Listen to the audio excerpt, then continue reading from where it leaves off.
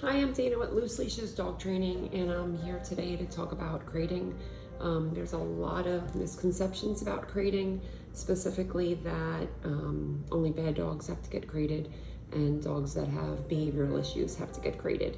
And that's really not the case. So I just want to kind of break it down into a couple of different categories. So I want to talk about reactive and protective dogs. Those are the types of dogs that bark at everything, that go past your house. They run the fence. They go crazy when someone passes their window, and dogs like that. And then we've got the nervous, anxious dog who is constantly worried about everything and can't stay still if their human is moving around because they're just worried about where everybody is going and what everybody's doing. Then we have the hyperactive dog who people tell me all the time they think their dog has ADHD. So those are the dogs that just constantly need movement, constantly need activity, and I also call them the ants in your pants type dog. And then last we have dogs with separation anxiety, dogs that go nuts when they think you're leaving, when you're leaving, all lots of frantic behaviors when you're not home. So all of these dogs in these categories need and deserve having a crate. So again, the stereotype is that puppies need crates, and yes, absolutely, that is true. Puppies need crates. Puppies need crates so that they are safe. They're not getting into trouble. They're not chewing stuff up. They're not peeing and pooping all over the house, and those such behaviors. But that is pretty much the given. People understand that their puppies need crates. They understand that they crate the dogs when they're not home. And very often people crate their dogs or their puppies at nighttime. But there's all this wiggle room in between where the dogs are not being crated because the humans figure, well, I'm home. Why should my dog be crated if I'm home? So that's exactly the point that I want to get at today. So when a dog does a behavior over and over and over again, they're actually practicing the behavior, and they actually just keep getting better and better at the behavior. So dogs that are the types that are reactive and barking, what happens is if you're not home and they're barking at everything that goes past the window or goes past the door, they are learning that they are guard dogs and that their job is to constantly protect. So a dog like that needs and deserves a crate because they are always in that protection state of mind and they don't get to rest. And if you're not home to correct that behavior, they just keep getting better and better at it. Then we have the nervous, anxious dog who can't ever get any good sleep. So I want you to think to yourself on a daily basis, how much sleep does your dog get? And I'm not talking about little tiny cat naps. I'm talking about good, deep sleep that lasts for more than an hour straight. A lot of times the dog will begin to fall asleep, eyes are closed, and then something happens and the dog wakes up. Or eyes are closed, human moves across the room, goes to check the mail, goes to go to the bathroom, whatever, dog wakes up. So those dogs are never, ever, ever, ever getting good sleep, and their brain is constantly in motion.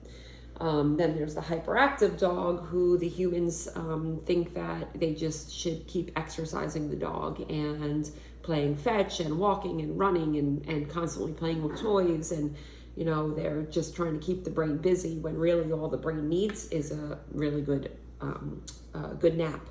And the dog isn't capable of doing that for itself because every time it lays down, it gets right back up again. Then we have the dogs with separation anxiety who are nonstop following their humans. They can't sleep unless they are on top of you.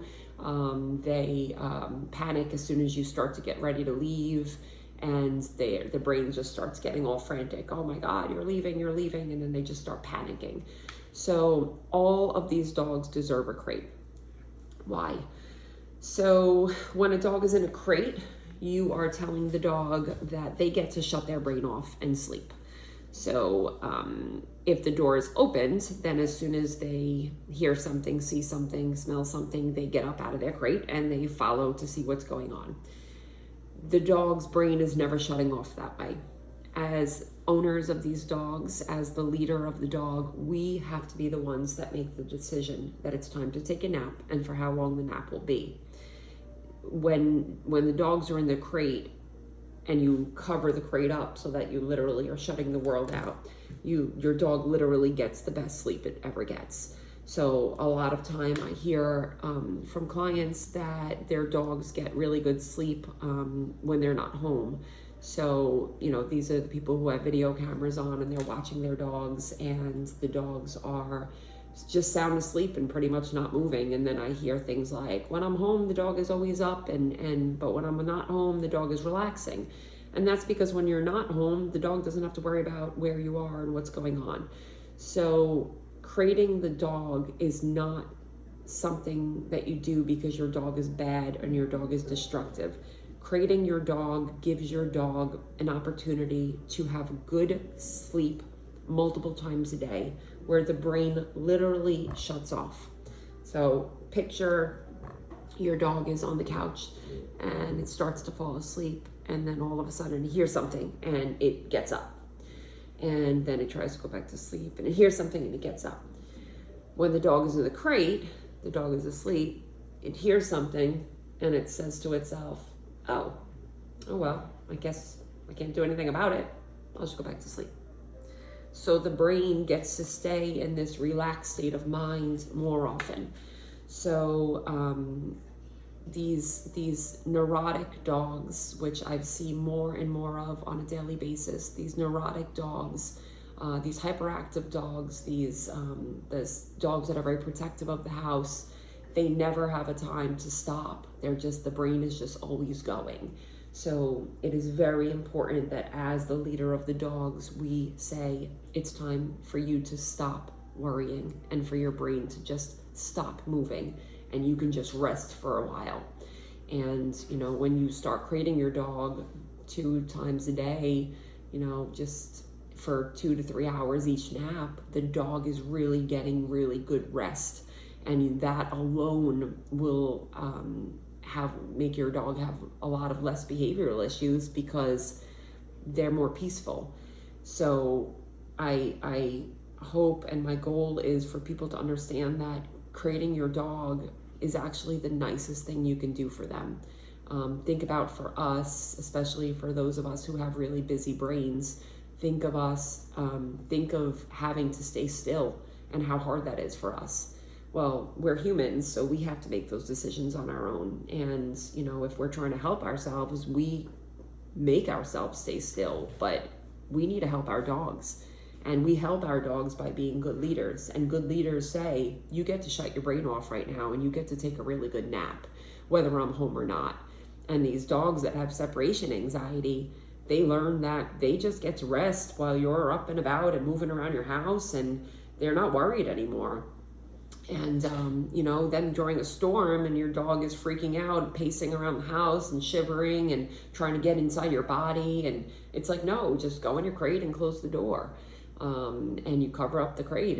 And I hear a lot of times that, oh, well, my dog goes into the shower and it goes into the closet and it goes into the bed. And it's like, well, how about we just give our dogs a consistent, safe place to rest? And when you're fearful, you just go inside your crate. And then for those dogs that are reactive and protective, they're being locked up in another room when people come over. But if they are crate trained properly, then they can stay out and stay in the crate in the main room and just kind of watch these people come inside their house and just learn to just be calm and not worry about it. You know, so many dogs are just put out in the yard when people come over, and then they're barking at the door and they're scratching at the door and they're throwing themselves at the door. When if we just properly crate train our dogs, then once people come inside our house, we can crate them, correct any nonsense in the crate if they're barking, and then let them just kind of take it all in while people are in there. People are inside the house, and, you know, these dogs that are hyperactive, those dogs absolutely deserve really good exercise. But then right after they get exercise, after they go for a walk, after they play fetch, after they go for a bike ride, their brain is busy, and then it stops. And then they go inside the crate and they just get to rest. So getting back to the different types of dogs, the reactive, the nervous anxious, the hyperactive, and the dogs with separation anxiety. What I would like for you to do if you're listening and you're having behavioral issues with your dogs is I want you to think to yourself, how often does your dog get good sleep when you're home? and then reconsider crating them during the day, and keeping that crate covered and letting them learn that they can watch you and they can hear you, but they actually get to sit back and not make any decisions and just chill out. And I wish that people could get past this idea that crates are mean and crates are cruel and they want their dogs to have a lot of freedom, when, if you think about it, your dog having to constantly worry is not a good feeling for your dog. And as a dog lover and someone who's extremely passionate about dog training and dog behavior, I wish that you can see it as more of a something that your dog actually desires, and that in real life, in the wild, a crate is actually more like a den. And although humans need to have a lot of space and humans feel good having big everything, that's not how a dog feels. And I think if we would stop humanizing these dogs so much, there would be so many dogs with less issues, and so many less dogs being brought to the shelter because they're destructive, protective, nervous, separation anxiety, and all that kind of stuff. And just think to yourself that you're not trying to create a human, we're trying to create a dog, and we are really giving the dog what it needs by exercising them properly, letting them get out all their energy, but then right after that, letting them nap, whether you're home or not. And the only place that a dog who has any of these issues really can nap really, really good is in a crate. So if you're thinking about crating your dog, the best thing you could just ask yourself is, take a good look at your dog and think, how often during the day is your dog sleeping?